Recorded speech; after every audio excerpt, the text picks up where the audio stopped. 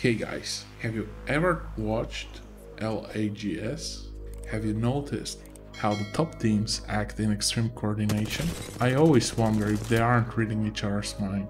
I get to experience something similar at a lower level when we play with my buddies. Sure, we aren't as good at coordinating ultimates, and we aren't as good at pushing every time we crack an armor. But at least we're on the same page about staying on top of a building or moving to a new location, and that still feels pretty great. But if you clicked on this video, you came for some solo queue advice, and not for happy stories of pre-mates with the boys. This type of coordination is almost impossible in solo queue. It only happens when all of the stars align. All of the team has mics, they want to use the mics, there is a clear leader, the leader makes smart calls on what to do, and the squad manages to execute the calls. Sure, this definitely happens, but at least in my experience, it's pretty rare. Maybe one game in 50, something like that. So my tip for today is don't trust your teammates in solo queue. I know, this sounds pretty harsh, but hear me out. You are playing solo queue. You will meet a truly random assortment of players. There will be fun chill people, there will be ragers, there will be tryhards, and there will be slackers. The most important fact of the matter is, you won't know who you're playing with ahead of time. That squad mate running ahead, without communication, might be an immature idiot, or they might be a top player on a Smurf account. I've had both situations. If you, however, accept the reliable unreliability of your squad, I think it will be easier to explain what I mean by giving you some examples of different situations.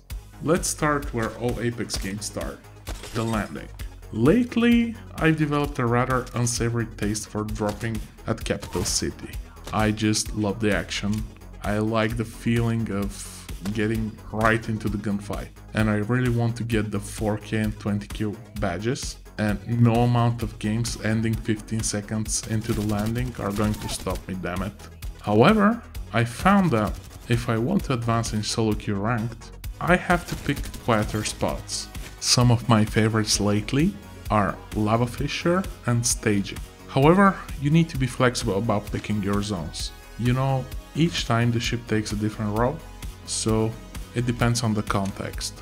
What you want to get is a relatively uncontested area with good loot, so that you can rotate with weapons and armor. There are several ways in which picking a quieter area helps.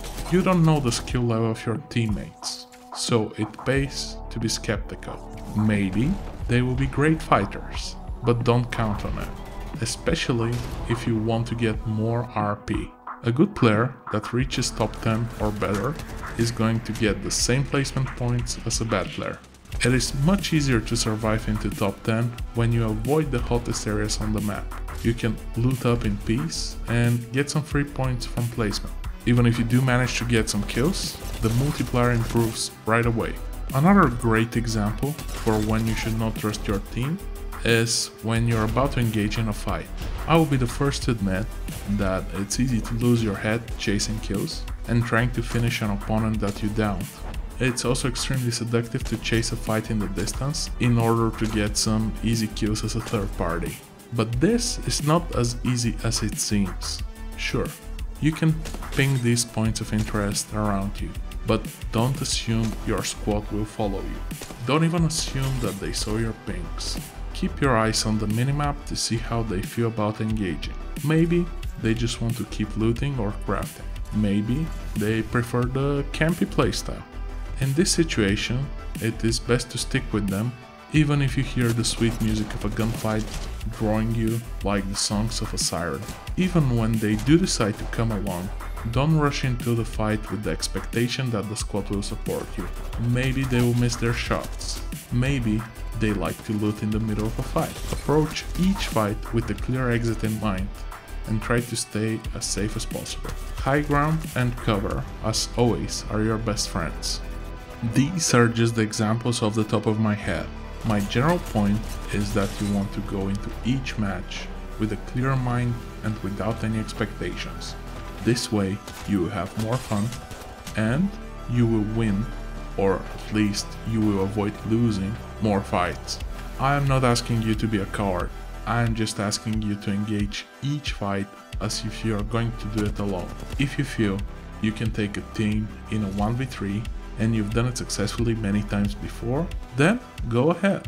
But don't be surprised if you leave 3 enemies at 25 HP each and nobody follows you to finish them off. Don't be surprised if no one comes to collect your banner when you die in a 3-way fight. In general, just curb your expectations of your team. I promise, you will win more and have more fun. If you found this video useful, please leave a like, it really helps out the videos. If you have any questions, please leave a comment. And if you want to get more videos like this, subscribe. Thanks for watching.